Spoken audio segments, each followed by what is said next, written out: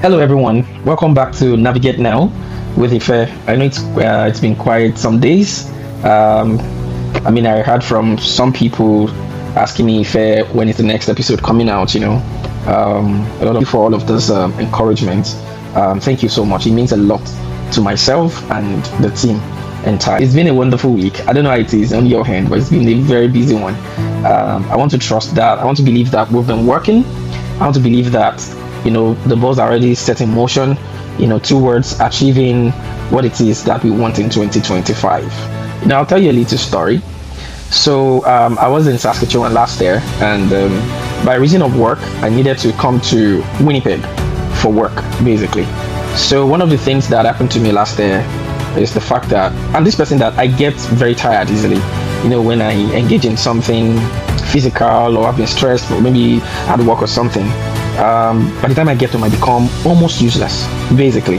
And to cook becomes a problem. So I caught myself in the web of always ordering food last year. If I know it's Uber Eats, I've ordered food. Each of these meal, an average of $20, 21, 22, something to 30. Every time I keep ordering anytime I try to order, my chest will beat. I'm not earning like $100,000 per annum yet. So I don't know, maybe people that earn so much, that earn that much, maybe they may be able to afford. Not like it's not even a matter of being able to afford, but is it financially intelligent? Is that an intelligent decision financially, and all of that? So, and if I have this money, if I order every day, let's even assume that I order one meal per day, let's even say it's $20, do the multiplication for 5-6 months, do it for a year, how much that is, right? That money, when you put it to something, maybe into an investment or something, that will amount to a lot of things, right? So I made a goal that come 2025 I was going to stop ordering food. I'm going to take up cooking, doing whatever it is. That money I'm going to put it into something else. I like to make myself an example so that we can learn, really. So this year I've been cooking, trust me. As I am right now, I'm actually tired, and that's because I cooked yesterday. I've not been able to sleep. It's the morning here. I cooked, but it's geared towards actualization of my goal. So now, what do I want to bring out of this little story is the fact that it's okay to even set smart goals, but then the fact that you have set a goal or that you have had goals set smartly, does that directly mean that those goals are going to come to pass? The answer is no. The answer is no. And that's what's going to bring us to the discourse of today. After you have set goal, what next? Or you can say after you have set a smart goal, what next? In simple terms, the answer is act. When you were setting your smart goals, you already, if you go through that episode where I was teaching about, or we're teaching ourselves about smart goals, you will see that a smart goal will include the intention, it will include the mission statement. It will include the vision statement and the mission statement, that is a roadmap of how to go about achieving that goal. However, you can have all of those things done, and yet if you don't act, that goal will not be achieved. It will not, because those goals will not do themselves. It is you that will do those things by yourself. So me saying I don't want to, not like I'm not going to order this year. I've actually ordered this year. Those were times I really had to order, maybe once or twice, really. But then, if you want to achieve, it means you need to act. And that's what encouraged me to bring about what we'll be talking about today: acting towards achieving your set goals. Journey with me on this one. I said, so setting smart goals is one big task and can be very demanding. However, not achieving the goal set would put everything to waste and can be more painful. What can be more painful is that you actually have a goal that you set, but you were not able to achieve it. At the end of the year, when you're now brainstorming or you're looking back, you're reflecting, and you now discover that you didn't achieve this goal. That is more painful. Because some people that don't actually set goals will be like, you that you set goal, you did set the goal, and they that didn't set the goal, there's no difference. You both didn't achieve it. All right. So that is actually more painful. So that you will not find yourself in that kind of situation is why you need to act. And now, so when I mean act, what are you supposed to do? What is next after setting smart goal? So let's discuss a practical roadmap, for translating goals into actionable and achievable outcomes. Number one is that I break your goals into smaller tasks. There are some goals that actually they can be intimidating. Even if the goal is not intimidating, it's best to break your goals into smaller tasks. Every goal is a big picture. You see, when we're setting goals, sometimes we don't know the depth of what we're actually going into. I remember in those days back in the university, when I said, okay, in my OND, I think I had very close to distinction. And when I got into like bachelor's, I said, okay, let's push it into first class. By the time I got there and started having the lectures and all that, it occurred to me that this is not beans. This is going to take more. Anyway, I didn't make first class. I could not achieve that goal. Why? That's because the goal was intimidating. I discovered that making first class means that, literally, it means I have to read like every day, right? It means that I have to study. It means like I have to be do my study for about probably minimum of 5 hours every day, or 6 or 7, and other things included that I needed to do. I could not keep up. That goal intimidated me. So it is possible for a goal to actually intimidate you. And the only and the faster solution to that is that you break your goal into what I call milestones, or you can also call them phases. For people that are into projects, I'm sure these words are familiar to you. You must have heard, okay, now we're in phase 1, now we're in phase 2, now we're in phase 3.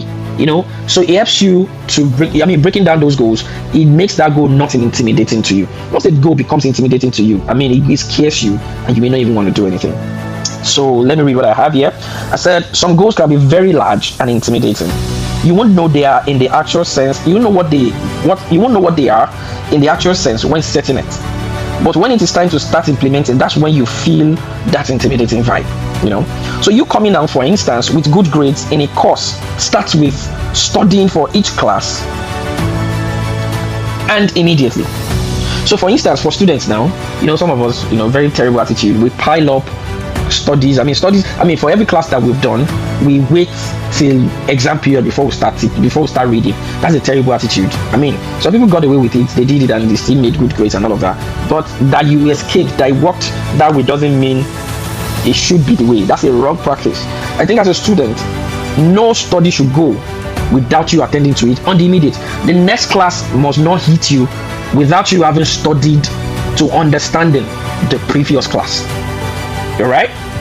So you can see that at least that studying every day, or in whichever metrics that you're doing, is breaking that goal into milestones or into phases. All right? So I said don't let another class come before you undo the previous class. So a phase 1 can be studying every day. Phase 2 can be going for tutorials, or having study groups, and the rest like that. All right?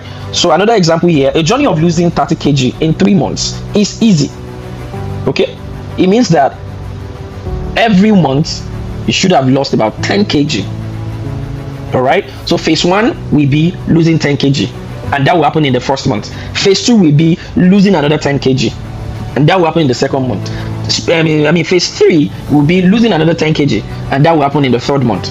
It's better off than saying you're not putting it into phases and you just say, okay, I just want to lose 30 kg. You understand? By the time you hit the gym and all of that, it will be intimidating to you. It becomes almost impossible, and all of that. So I said each smaller task can be called milestones or phases. And each of these milestones or each of these phases lead to the other. Each leading into another in most cases. There are cases where phase 1 doesn't lead to phase 2.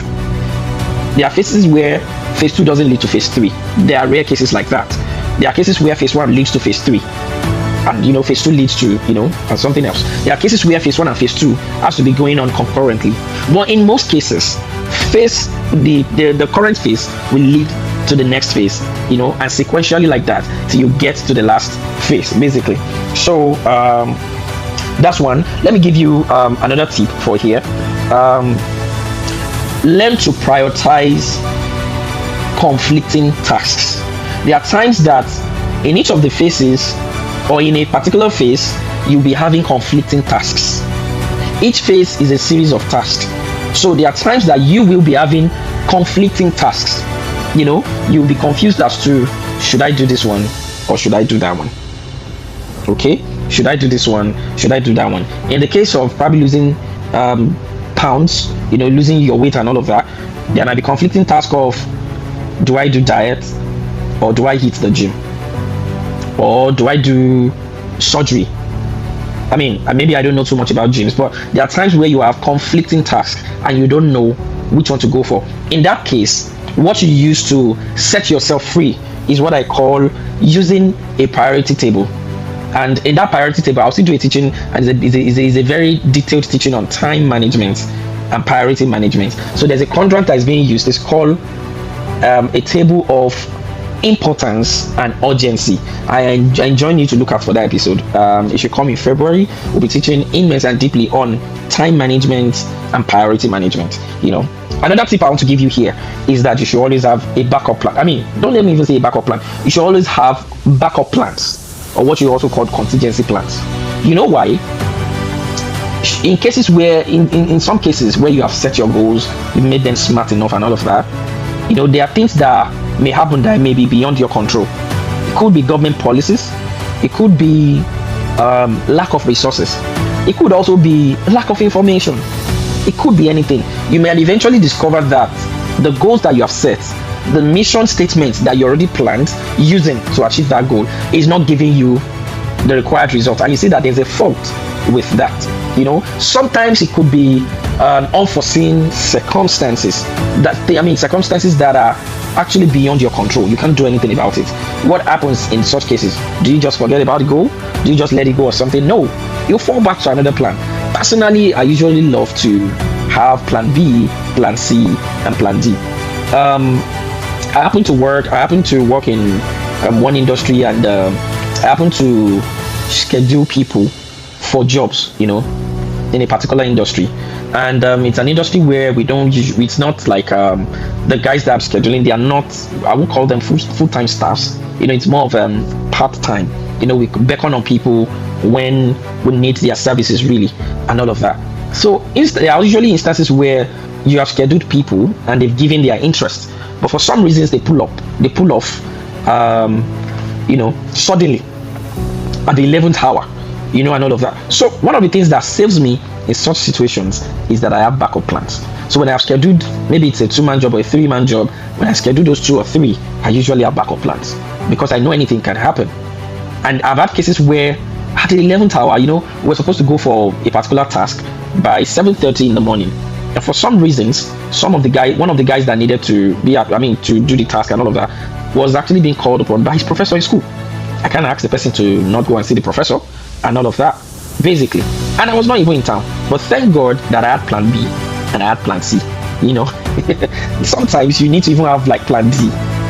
So why is there importance? Why is this important? It's because that you cannot just afford to fail. You cannot afford to fail. When a particular plan fails, you go to the next one. If that one fails, you go. All of them cannot fail, basically. But it's to say that should in case one actually fails, you jump on another one. Never to be caught on fresh. Let's go. Let's be fast.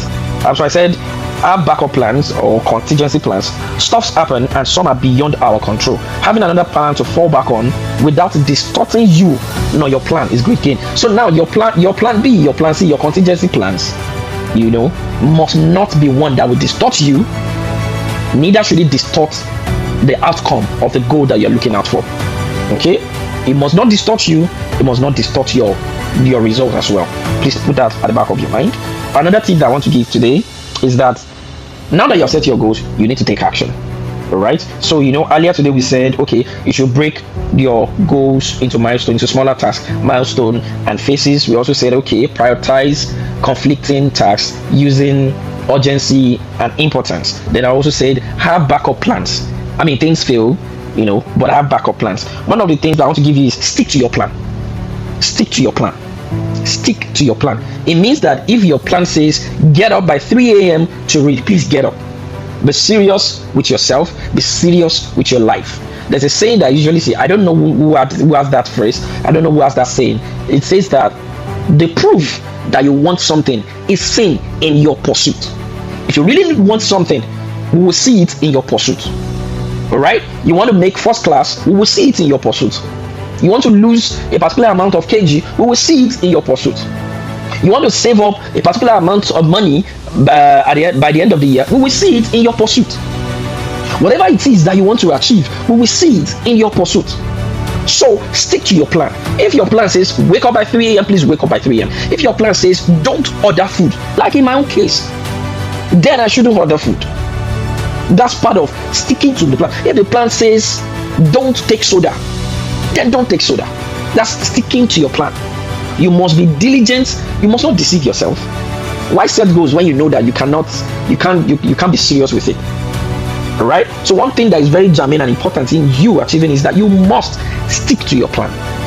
There will be distractions here and there. There will be delayed gratification. Don't give in to it. Don't give in to it. You must stick to your plan. Basically, I mean, yesterday I was very tired and all of that. I was famished. I could have also ordered food. I was really tired. I had the perfect excuse, but I did not. Right now I'm having a headache because it took me a while to cook. Then after that, I needed to clean up the mess in the kitchen and all of that. But I did stick. At least I have food to eat for 1 week now. All right. Whenever it's next time for me to cook, I'm still going to do that again. That's part of sticking to the plan. All right. So you must be serious with your life this 2025. Stick to your plan. Okay. Another tip that will help you achieving your goals, and it's part of the action plan, is that you should build habits and routines. Part of sticking to your plan will be very easy when those action plans that you have, you make them your habits. When something becomes your habit, you don't find it hard to do any longer. It's just part of you. It's just natural. Natural instincts will just make you wake up. I think there's a scientific saying that says whatever it is that you do consistently for 21 days becomes habit. Is it an habit or a habit? Choose one. But I've not tested it before, but it's just to say that if you make your action plans your routine, or you make them your habits, it makes it easier for you to stick to your plan. It makes it easier for you to stick to your plan. Say for instance, we're still in the business of losing weight. Make going to the gym your habit. Okay, it's as simple as, okay, I want to lose belly fat, right? It's as simple as when you wake up in the morning, make it an habit to just do 5 push-ups. To do 5 sit-ups, or maybe 10. Every morning. Resist every urge that will tell you don't do it, you're tired this morning and all of that. Face it once and for all. You understand? When you do it consistently, it starts becoming an habit. When something becomes your habit, you no longer struggle with it any longer. So make it an habit. Make it a constant routine. Let me read what I have here. Achieving goals are easier when they are built and integrated to consistent habits and routines. You will have times that distraction, laziness, procrastination will want to come in and take the day. But when your plans have been integrated to become your consistent habits, you will escape all these setbacks. All right, good. That's another one. Now, another point I'm going to give you, and I'm going to use this one to explain the previous point, is that introduce small and consistent actions, routines and habits aligned with your goals. Okay, so let me look for a perfect example. Say you want to become someone that is given to prayer in your religion. Say in the Christian faith, you want to be given to prayer, and you want to make sure that you are praying every day. You want to get to, maybe your goal is to be praying every day, say for 3 hours. Oh, okay.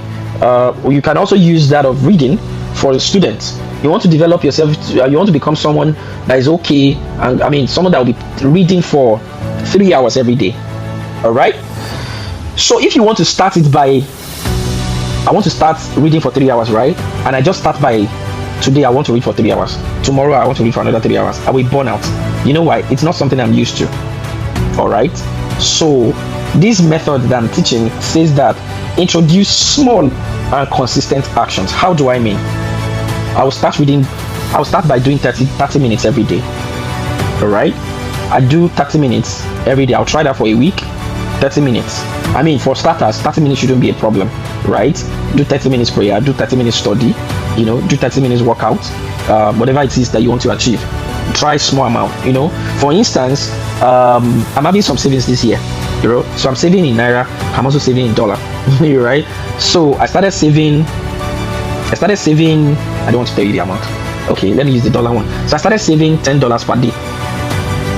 Do you understand? It looks very small, right? So $10 to me per day is more or less like it's nothing. I mean, I spend like $10. I spend $10 every day, right? On a normal regular day, once I drive around, maybe I buy coffee or I buy burger or something, right? So if I assume that I'm losing $10 every day, it won't hit me that much, right? That's very small, but I can make it consistent. So every day I'm saving $10. So you as a student, every day start with you're doing 30 minutes reading every day. It won't kill you. You won't feel it. Do you understand? At some point, if you become very convenient with it, what then do? You push it. After you feel that you're convenient with it, then you push it to 45 minutes from 30 minutes study, from 30 minutes prayer. You understand? From me saving $10 per day, when I'm convenient with it and I'm okay, and I think that okay, I'm good to go, I feel okay, so I'll just up it a bit and make it $15 or I make it $20. So you can up your study time, up it to 45 minutes per day, and be consistent with 45 minutes also. Keep going. I'm not saying you should stay there forever. I'm not saying you should dwell there forever. You understand? You need to push yourself also. When you're consistent with 45 minutes and you're okay with it, push it again to 1 hour, 60 minutes. So that's how you build it. You build habits. And consistency. You build it. That's a very good, powerful tip. So those people that you see that do whatever training for long hours or whatever it is that they do, I see them excellent. They don't just jump on it like that. They started building it small, little by little, until they became masters in it. So I said here, let me see the example that I gave here. I said becoming a long stretch reader of 9 hours a day can start with a journey of consistently reading for 30 minutes every day. Then slowly and consistently increase the metrics. So I said try reading consistently for 30 minutes every day for a month. Then push it after a month into 45 minutes reading every day. It becomes easier. You can try it. Next tip I'm going to give, my time is up. Next tip I'm going to give is track your progress. You need to track your progress. You need to review your progress with metrics that you have set, maybe a daily or weekly or bi-weekly. How do you track your progress? You compare the results that you have right now with the results that you're supposed to have right now. Remember when we were teaching about SMART goals, we said your goals must be measurable and that your goal is time bound. You understand? So track it. This is what I've planned. This is what I have. Check it. Do they align? If they align, you're doing good. If this, that is what your current goal, what your current result is lower than this, then you know that you need to sit up. But if this, which is your current goal, is higher than this, then you're doing well. All right. So you need to track your progress. There are so many digital apps that you can actually use in getting this done. So I said compare your results with initial milestone set. It will give you the answer to what the next line of actions are. I said the use of tools such as habit trackers, digital apps, and journals will help you with tracking. So you can do, one of the things that you can use is just journal. You can do journals. Personally, what I do, I use an iPhone, and what I basically do is I do Siri.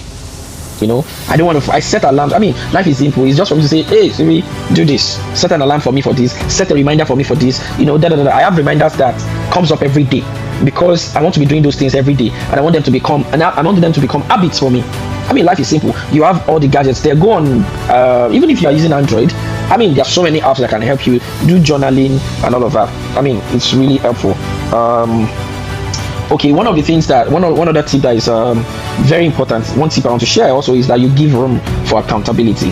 If you're setting your goal and you're not accountable to anybody, it's easy for you to say I'm not doing again. It's easy for you to fall short. So you need to be accountable. And who are the accountability partners? Number one, your mentor. I'm going to see we're going to drop the teaching on how to choose a mentor and mentorship. One of the things that is very important is that you must be accountable to people. Most importantly, your mentor. Your mentor, it could be friends that share the same ideas and values. Also, it could be a group, it could be a community that also have similar interests. So you must be accountable.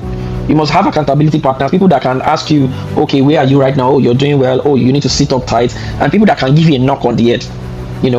People that can be very hard on you, that can push you, to strive for more.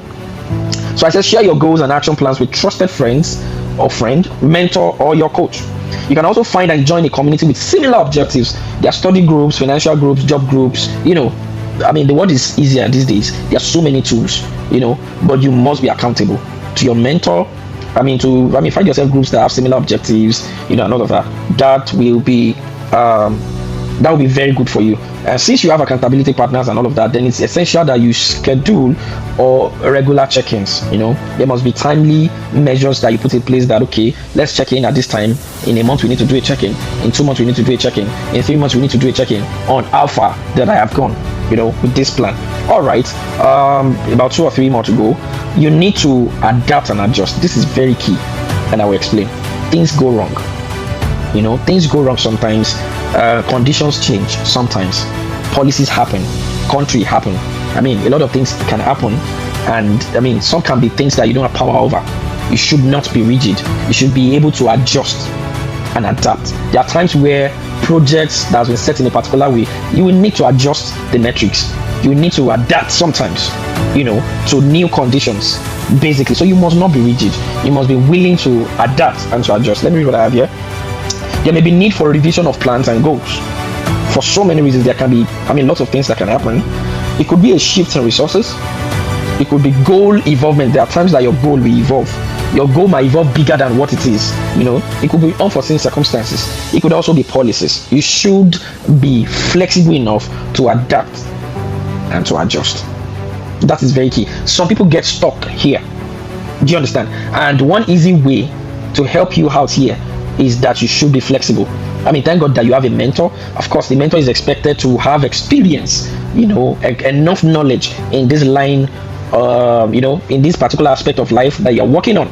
You understand? And he should be able to help you out in such cases. So be ready to be open to tweaking strategies or timeliness if necessary. So it doesn't mean that you are erasing the goal completely or all of that, but you can tweak it, if need be. You need to probably adapt or adjust if need be. So lastly is celebrate each phase. For every phase that you accomplish, for every phase that you're done with, celebrate it big. It has a way of encouraging you for the next one. Okay, give yourself some rewards for every feat that you overcome, that you achieve. You need to celebrate it. All right, let's turn out here. Let's stop here. Please look out for this episode that is coming. It's called mentorship. It's a teaching on mentorship. What is mentorship? Why do you need mentorship? Who should you look out for as a mentor? Can you have more than one mentor? How do you manage mentorship? How do you manage that relationship and all of that? Look out for it. It's very deep, and it's going to be very, very educative. Thank you so much for staying with me on this journey. Thank you so much. Please let me know in the comment section. Let me know your views. Whatever it is I'm sharing, this scope, the thing is that it's not limited to what I share. There might be a billion and one other ways to getting these things done too. You can share your ideas in the comment section. You can reach out to me, and as well, the idea is that this year we should do better. This year we should achieve our goals. We should become better persons. So until I see you on the next episode, I tell you, keep grinding.